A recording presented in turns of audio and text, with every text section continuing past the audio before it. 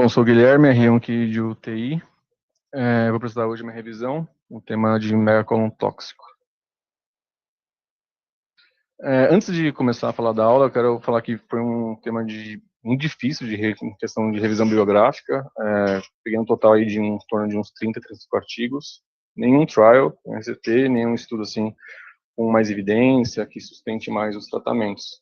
A grande maioria foi com relação à parte da radiologia ou revisões, e série de casos, etc.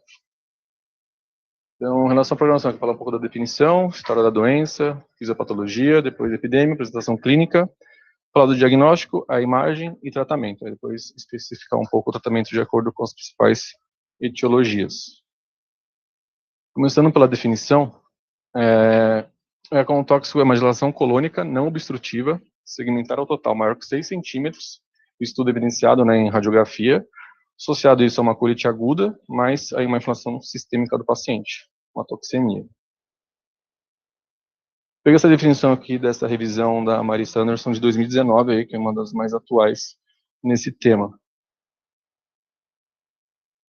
Falando um pouco da história, o primeiro caso relatado de megacolon foi lá em 1950, pelo Richard Marshak, lá em Nova York, onde ele relata a primeira vez, por secundário, isso a uma doença inflamatória. Até então, a maioria dos casos relatados eram de etiologias obstrutivas, Hirschsprung ou sigmoide, e foi o primeiro a destacar esse megacolon secundário a esse tipo de etiologia.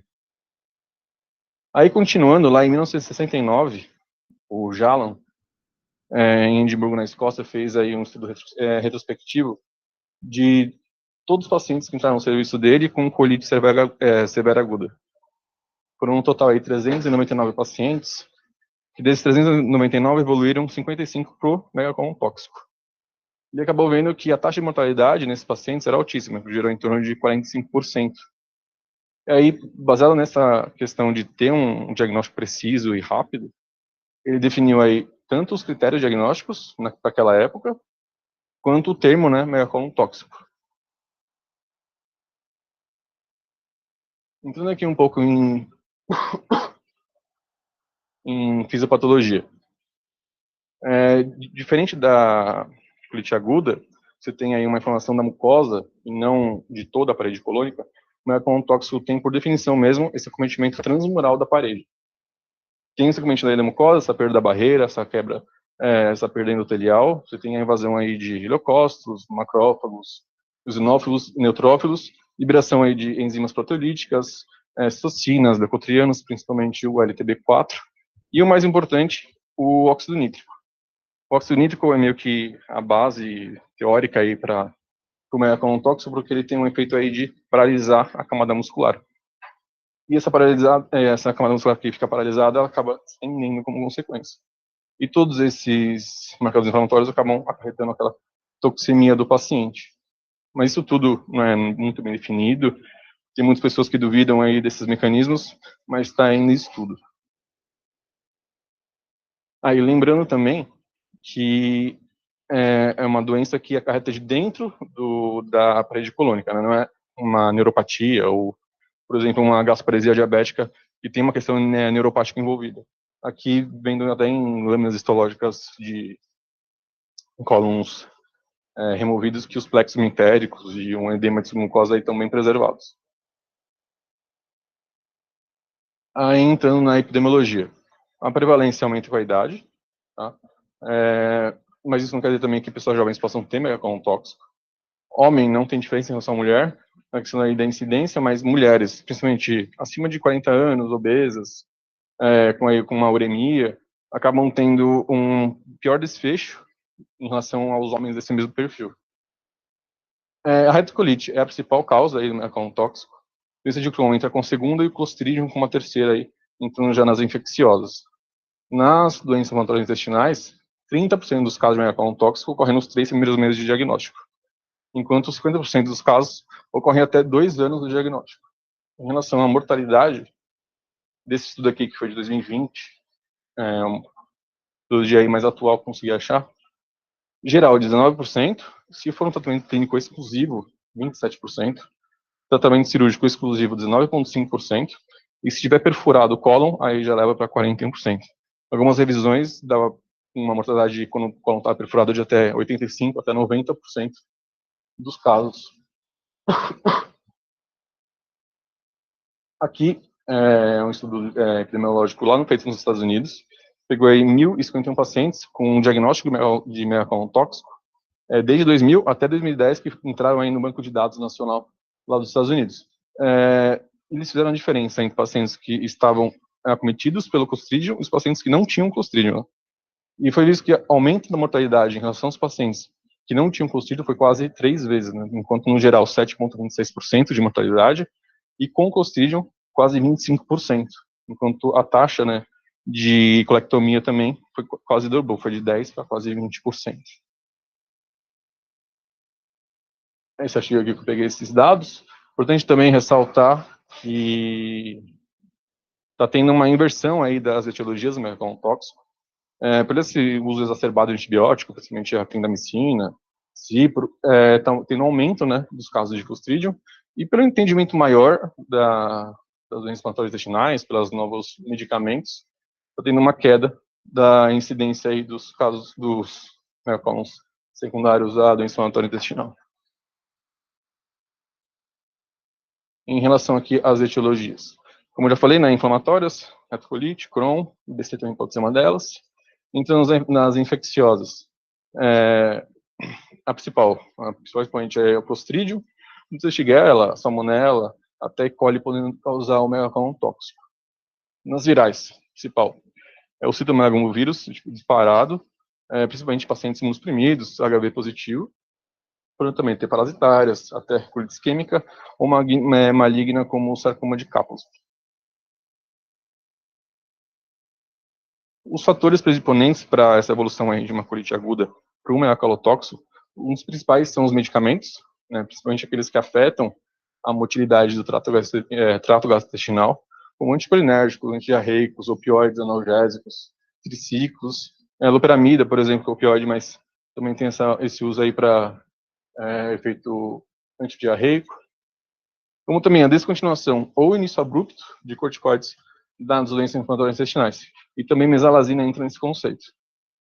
Colonoscopia e enema opaco também podem causar essa inflamação transmural, esse início aí do mercólon tóxico. E infecções podem, além de ser essa etiologia aí primária para essa evolução, como também podem estar sobrepostas. Por exemplo, uma E. coli aí em uma doença inflamatória intestinal, evoluindo para um mercólon tóxico.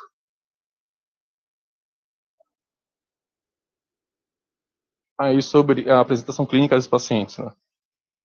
Você tem um período que você tem esses sinais de colite aguda, que vem antes da evolução, e o período depois, quando já tem esse diagnóstico e está instaurado aí o mercólon tóxico no paciente. Gira em média aí de 1 semana essa evolução de colite aguda, do início dos sintomas para o mercólon tóxico, mas pode variar aí de 4 até 4 semanas dessa evolução. Então, antes você tem aí um paciente com uma diarreia sanguinolenta, uma dor abdominal, vômitos, náusea, e tipos de sinais e sintomas de colite, perda de peso, tanto por uma doença aí arrastada, quanto por esse quadro aí de malnutrição. E depois você vê essa piora da diarreia, quando já está com mercólon tóxico, né? Ou até uma constipação por essa piora abrupta da motilidade do trato gastrointestinal, essa distensão abdominal, peritonite localizada ou generalizada, cetoxemia, aquelas questões da fisiopatologia, febre, taquicardia, taquipneia, etc. Peguei isso dessa revisão que foi mais direcionada para os tratamentos aí de emergência, né? O pessoal que pega mais paciente na porta, que está com aquela colite severa aguda, que está evoluindo para o mercólon tóxico. Em relação aos exames laboratoriais, a gente vai encontrar aí, principalmente uma leucocitose com a esquerda, aí gira em média de 18 até 25 mil leucócitos, na maioria dos casos que eu li, uma anemia, que tem um componente aí de anemia de doença crônica, uma anemia secundária à diarreia sanguinolenta, tanto também com a desnutrição dos pacientes, ou seja, uma anemia mista aí que a gente vê nesse perfil de pacientes. Distúrbios hidroeletrolíticos, principalmente hipocalemia e hipomagnesemia, né, secundários à diarreia, aos vômitos, e o mesmo raciocínio aí para a alcalose metabólica. Uma hipoalbuminemia, e se encontrar aí logo um paciente que está com o início do quadro aí de megacolon tóxico, uma acidose metabólica, liga aí um alerta para colite isquêmica e elevação dos marcadores inflamatórios. O diagnóstico. Como eu disse, né, o diagnóstico tem que ser bem preciso, bem rápido, que é uma evolução aí muito rápida do paciente para a morte. Baseado principalmente na evidência radiográfica, né, dessa distensão colônica, tanto por raio-x ou por tomografia, e ter pelo menos um critério de desidratação, hipotensão, distúrbio eletrolítico, alteração do estado mental. E isso também é associado a 3 de 4 critérios clínicos: febre, maior que 38,6, uma taquicardia maior que 120, leucócitos maior que 10.500, ou anemia. Os critérios aí foram modificados pelo SUNICEF nessa revisão aqui de 1998. E continua assim, então. Agora aqui entrando em imagens. O exame mais barato que dá para diagnosticar o megacolon tóxico é o raio-x, né? Ele dá para fazer de maneira seriada, ver o paciente aí no dia a dia, a evolução do quadro, mas ele não consegue ver as principais complicações do megacolon tóxico. Vou falar um pouco mais para frente. Aqui nessas imagens a gente vê um transverso aí bem dilatado, né? A perda das alterações intestinais. Aqui também, mesma coisa. Preenchido por ar, principalmente. E a questão de o transverso ser o mais acometido é principalmente pela sua posição aí antero-superior em relação ao colo ascendente e colo descendente, tá? Sendo o segundo mais acometido o colo ascendente, no colo direito. Terceiro, um colo descendente, muito mais raro, vi alguns relatos só sobre o sigmoide e o reto sendo acometido. Aí, aqui entrando nas tomografias. Na parte de cima, a gente tem aqui um paciente com colite aguda, e aqui na parte de baixo a gente tem um paciente com megacolon tóxico já em evolução. A gente vê aqui, nessa primeira imagem, por exemplo, se a gente vê um espessamento aqui da parede colônica, você vê aqui, nessa outra aqui, uma pior do espessamento e um edema de sua mucosa, tanto no ascendente quanto no descendente, presença de ascite também, e esse sinal aqui, o pessoal fala do sinal do alvo, esse daqui é o sinal do arco-odeon, que a gente vê aqui nesse transverso, eles sugerem o edema de sua mucosa, que é principalmente visto na colite aguda. Aqui mantém ascite, né, mantém ascite aqui, quando já tem um megacolon tóxico. Aqui a gente vê aqui esse transverso aqui bem dilatado, né, maior que 6 centímetros, preenchido por ar. Prevê aqui esse espessamento aqui dos outros segmentos colônicos e o afilamento da parede de maneira que segmentar do segmento acometido. Aqui nessa outra janela aqui, que a gente consegue ver melhor os pseudopólipos nessa parede colônica, né, a perda das alterações intestinais.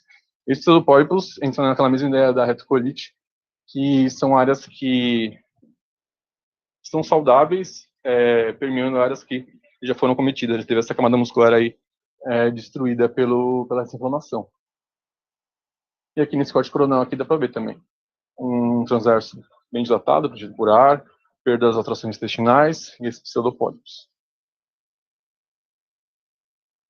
Aqui nessa outra sequência de imagens tomográficas, a gente vê aqui desde uma colite aguda até uma complicação. Aqui a gente vê aqui bem edemaciado o transverso, densificação da gordura pericolônica, edema de sua mucosa. Aqui já é um paciente com megacolon tóxico, né?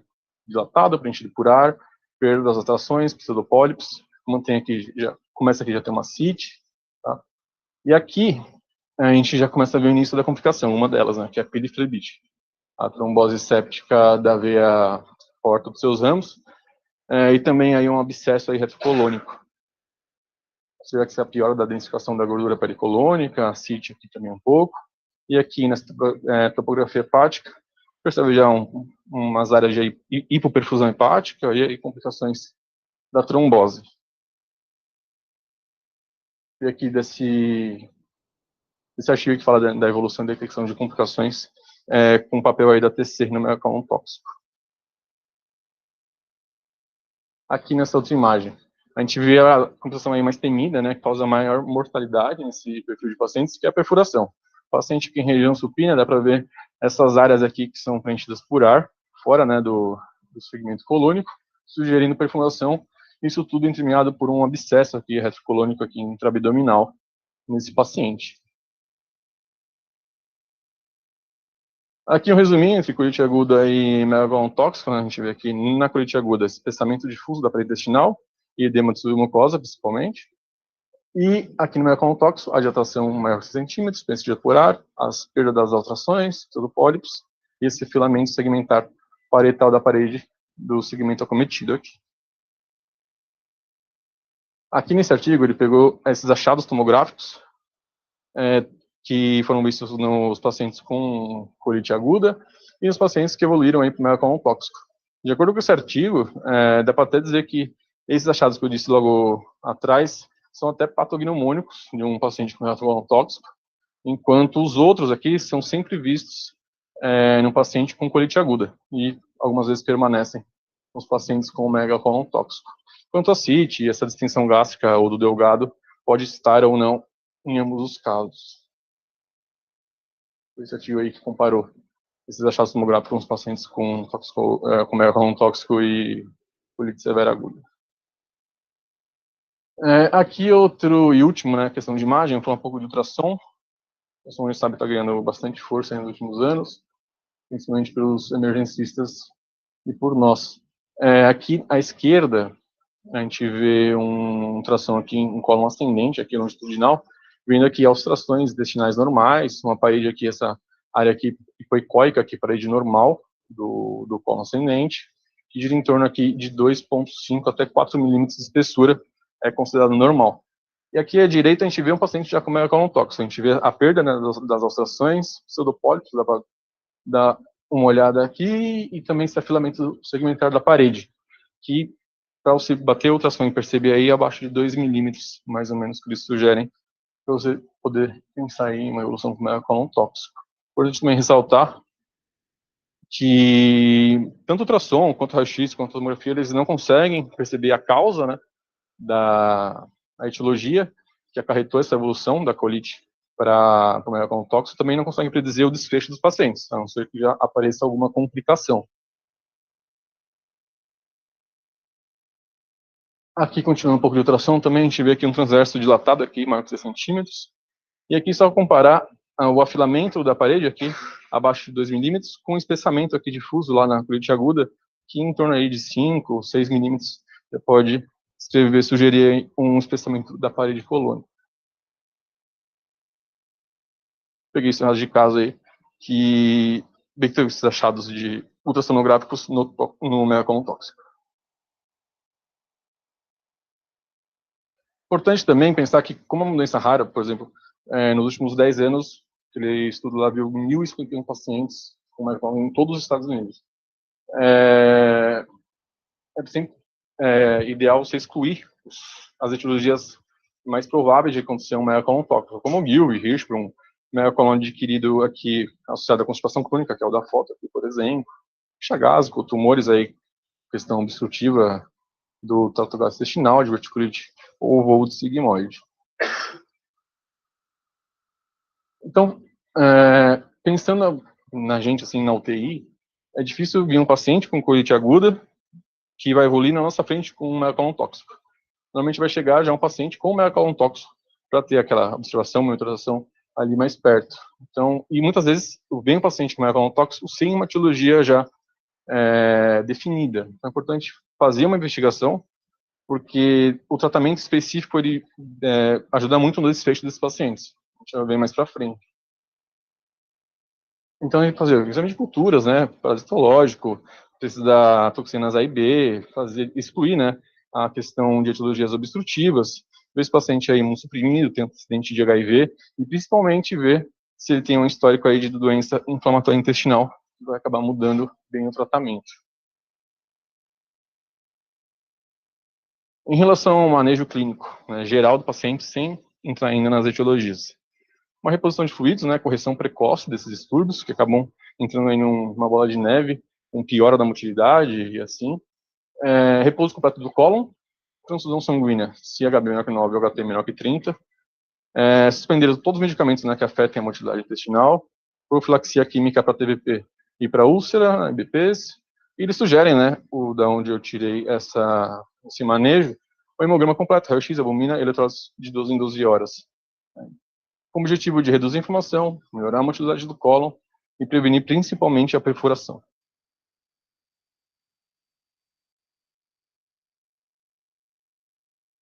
Em relação à terapia nutricional, é um tema bem debatido nas revisões que eu li. Não tem nada ao certo para se fazer. Alguns sugerem jejum, outros sugerem entrar com a parenteral. Depende muito de paciente para paciente. Acabei encontrando esse trial aqui que ele avaliou, né, uma terapia parenteral em relação ao jejum, pacientes com colite aguda severa, que acabou expandindo aí por um colon tóxico. E a conclusão só do artigo é que não mostrou, a parenteral total, né, não mostrou benefício em evitar o tratamento cirúrgico ou a redução da permanência hospitalar. Mas talvez ache algum benefício em pacientes com doença inflamatória ativa, né, atividade, ou com desnutrição grave. E a sugestão que tanto esse artigo quanto as últimas revisões falam é: na admissão se deixa o paciente em jejum, faz esse repouso aí do cólon, faz uma descompressão do trato gastrointestinal, que eu vou falar no próximo slide, e após a melhora clínica do paciente, aí se pode iniciar uma terapia nutricional enteral. E se nutrição grave, pensar na parenteral, também pensar nesse desfecho aí, tanto cirúrgico quanto clínico do paciente. Sobre descompressão, tem alguns métodos que usam para fazer essa discussão, né, para tentar eliminar, principalmente, esse arapizomado no transverso. Passar uma sonda nasoenteral, principalmente posicionada no ilho, tá? Foi visto que nasogástrica aí não tem tanto efeito nesse perfil de pacientes. Uma demulação precoce, se possível. Essa knee elbow position aqui, ou genocubital, né, apoia os cotovelos, o joelho leva o quadril, para fazer com que o ar aprisionado no transverso meio saia pelo reto. Ou também, a equipe de enfermagem, né, pode fazer também o log rolling, que é mesmo racional do ar aprisionado aqui, tentar movimentar esse ar para ele escape melhor e evitar essa dilatação progressiva do colo. Em relação à antibiótico terapia, fazer, né, aquela investigação infecciosa, como disse antes, culturas, histórias, leucograma, avaliar o uso prévio de antibiótico, afastar as infecções, isso é muito importante, suspender qualquer antibióticos em uso. E na admissão aí fazer ceftriaxona 2 gramas com metronidazol, foco abdominal, né, mas principalmente não para tratar o maior tóxico, que não vai se tratar com antibiótico na maioria dos casos, mas com prevenção de perfuração, acabar evoluindo para um abscesso, ou até pela piliflebite também, que até usa esse mesmo esquema de tratamento em alguns casos. Aí entra no tratamento cirúrgico, que é a parte mais debatida de todos os artigos que eu li. Não tem nada ao certo, tem centros que chega um paciente com colon tóxico, operar na hora, independente da etiologia, e tem centros que esperam até 7 dias de manejo clínico, a depender da melhor ou pior do paciente, para pensar nesse tratamento cirúrgico. Aqui no HC, por exemplo, estava conversando com o pessoal da Coloprocto, na 99% dos casos, chegou o paciente com colon tóxico, vai para o centro cirúrgico. Então, ter um reconhecimento precoce, né, um diagnóstico preciso da doença, saber a melhor oportunidade do paciente, quando ele vai estar mais apto para subir para o centro cirúrgico, para dar um desfecho favorável aí da cirurgia, e tudo isso tendo uma comunicação com uma equipe multidisciplinar, tanto intensivista, quanto o cirurgião, quanto o gastroclínico, aí pensando tanto na indicação, né, se tem uma indicação precisa para esse tratamento cirúrgico, se o paciente está bem para subir para a cirurgia, como vai ser o desfecho, qual o melhor momento desse tratamento. Essa é a grande discussão. Em relação às indicações, tem as absolutas, função colônica, dilatação progressiva do cólon, hemorragia retal não controlada, compartimental abdominal, sinais de necrose, isquemia total. E relativas, na grande maioria das vezes, acabam sendo absolutas também. É uma piora clínica a respeito do tratamento após 24 aí, até 72 horas, uma leucocitose acima de 50 mil, um lactato aí acima de 5, aí predizer uma baixa perfusão no paciente. Em relação ao método, né, cirúrgico padrão ouro, hoje em dia feito nesses pacientes, é uma colectomia subtotal com ileostomia, deixa o reto quietinho ali parado, não faz a decisão do segmento retal, porque a decisão do segmento retal demora, adiciona a cirurgia em torno de 4 a 5 horas. Nesse perfil de pacientes, quanto mais longa a cirurgia, pior o desfecho. Mesmo um paciente com retocolite, que tem o reto inflamado, que está com doença de atividade ali, eles vão deixar o reto e pensar em segundo tempo o que vão fazer com ele. E também a reconstrução do trajeto intestinal aí também em segundo tempo. Em 2 tempos. Achei isso daqui, essa série de casos, que a filosofia desse hospital tinha falado chegou o paciente, operar na hora, independente da etiologia. Foi feita na Itália, foi entre 93 e 2003, eles viram 15 pacientes com colon tóxico. É um N pequeno, não tem controle, não tem nada, mas desses 15, 2 morreram por disfunção múltipla de órgãos, né? Mas ambos tinham mais de 65 anos e tinham múltiplas comorbidades. E os outros 13 que sobreviveram acabaram não tendo nenhuma complicação em relação ao melocalon tóxico. Depois de resolvido, né, feito esses anos do segmento, acabou ficando bem e sem grandes complicações. Então, eles continuam até hoje fazendo aí com essa filosofia de tratamento aí o mais precoce possível. Aqui entrando um pouco nas doenças inflamatórias intestinais, a gente tem aqui os critérios de Trulove-Newitz. Eles avaliam aí uma colite aguda seria leve, moderada ou grave, frente pelo número de evacuações, pulso, temperatura, hemoglobina, marcadores inflamatórios. E acho que talvez ajude aí para predizer se um paciente aí está evoluindo com uma piora do quadro, se ele já está com uma colite aguda grave ou até fulminante, e a probabilidade dele evoluir para uma colon tóxico. Aqui ele faz uma correlação dos critérios Trulove-Newitz, a partir de colite aguda grave, né, onde cada item adicionado daqueles critérios aumenta aí de 10% a 20% a cada item adicionado da taxa de colectomia, chegando até 85% se tem uma colite aí grave, fulminante, com o mercolon tóxico.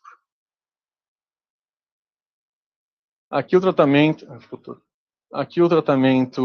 mais específico das doenças inflamatórias intestinais, tem um paciente aí que já está diagnosticado com retocolite ou Crohn, está em uso talvez de um corticoide via oral, separa o via oral, inicia aí metilpred ou hidrocortisona, EV, aí tem preferência pelo metilpred por não ter tantos efeitos, né, hidroeletrolíticos como tem a hidrocortisona, aí avalia esse paciente aí por 48, 72 horas, de acordo com a evolução do quadro dele. Se ele tiver indicação cirúrgica, cirurgia. Aí, se ele não tiver, e não tiver tendo melhora com esse corticoide, vai acabar entrando aqui para os imunobiológicos. A infliximab é a primeira opção para esses pacientes, tanto para Crohn quanto para retocolite. A ciclosporina entra como uma segunda opção para os pacientes com retocolite, não é indicado para os pacientes com Crohn. Dado importante é que não deve se associar sulfalazina, mesalazina, todas as 5 asas, só depois do quadro resolvido, e que 30% dos pacientes não vão responder aos corticoides, vão acabar evoluindo ou para infliximab ou aí para o tratamento cirúrgico. Aqui é o guideline do tratamento cirúrgico nesses pacientes no setor de emergência. Eles recomendam aqui uma forte recomendação, mas, como disse, né, baixo nível de evidência de que não deve demorar, deve ter sempre aí em mãos a possível tratamento cirúrgico para esse perfil de pacientes. Então, o guideline. Aqui é um resumo das doenças inflamatórias intestinais.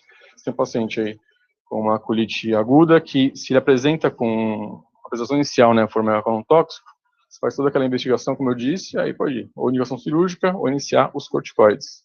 Se já está em uso de corticoide, é igual aquele fluxograma acima, acaba indo ou para infliximab, ou corticoide, ou até, se tiver indicação já, de colectomia. E se ele já tiver em uso de infliximab ou ciclosporina, e desenvolveu o mercolon tóxico, aí é colectomia de emergência. Aqui entrando em colite pseudomembranosa, em relação à antibiótico terapia. Exclui aqueles 4Cs, parvulin, principalmente clindamicina, cefalosporina e cipro, né, quilononas em geral. Fazer a dose de colite pseudomembranosa fulminante, né, metronidazol 500mg EV de 8 em 8, uma van com a EVO 6 em 6, iniciando com 125, podendo aumentar aí até 500. E se esse trato gastrointestinal tiver uma motilidade muito comprometida, dá para você até fazer um enema de vancomicina. O tratamento cirúrgico, nesse caso, como eu disse lá na epidemia, tem alta taxa de mortalidade, então, em grandes casos, vai acabar indo para a cirurgia. Aqui nesse artigo que eu peguei desse guideline, fala que até 80% dos pacientes com colite pseudomembranosa no mundo, né, acabam indo para o tratamento cirúrgico. E aqui, nesse caso, corticoide é contraindicado, que saber a etiologia tem um impacto relevante aí no tratamento.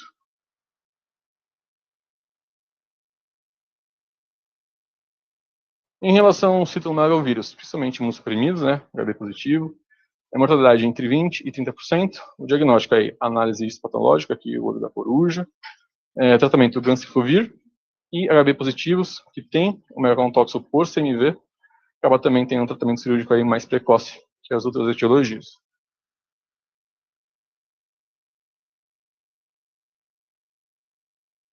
falando um pouquinho da salmonela aqui para finalizar, principalmente associados à retocolite, também estão sobrepostas nesses quadros, principalmente com retocolite e salmonela. Lembrando que alguns pacientes podem fazer aí retossigmoidoscopia, não é tão comum, mas fazem, e aqui não tem face nenhuma em tentar diferenciar se é uma infecção ou se é retocolite nesses pacientes. O tratamento é cipro mais metronidazol. Nesse artigo ele fez aí uma revisão de todos os casos e estudos que tinham como salmonela a causa de megacolon tóxico. Eu trouxe isso mais para perceber que 90% dos casos foram feitos aí tratamento cirúrgico por esses pacientes, e a maioria também foi resolvido. Tem uma mortalidade, mas grande dela baseada no tratamento cirúrgico. Aqui a revisão do megacolon tóxico secundário à salmonela. Então, resumindo, uma doença aí de alta mortalidade, retocolite causal mais comum, diagnóstico a tríade clínica, laboratorial e imagem, necessidade de um reconhecimento precoce, avaliação multidisciplinar e, se indicado, cirurgia o mais precoce possível.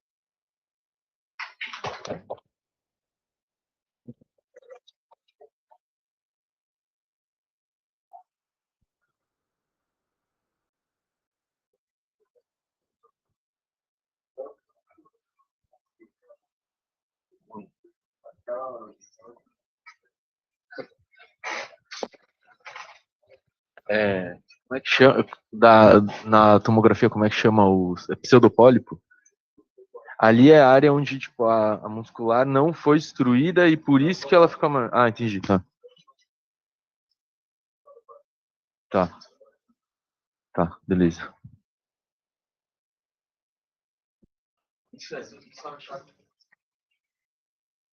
De megacolon. Uhum. Na radiografia, né? Tem que ter o pólipos da retocolite, etc.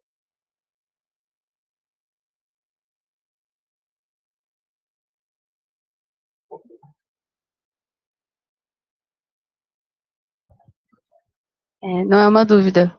Eu queria, na verdade, te parabenizar. Fiquei bastante impressionada com a sua apresentação. Achei que ficou completa, concisa, trouxe aí referências muito boas, apesar de ser um tema de pouca evidência. Então, não sei, queria saber como foi para você preparar. Acho que foi sua primeira revisão, né? E realmente te parabenizar, foi muito boa. Como eu falei, foi muito difícil preparar, porque primeiro eu fui vendo as visões dos colegas e sempre tinha um trial, tinha tratamento tal em relação a tal, um N-bom de pacientes, evidência aí relevante. Aqui eu fui, não botei nada, absolutamente nada. Nossa, vai ser super raso o tema, a apresentação aí, meio que de aulinha, tal. Aí é o que tem, não tive muito pra onde escapar, acabei tentando pegar aí as melhores evidências. Mas foi difícil.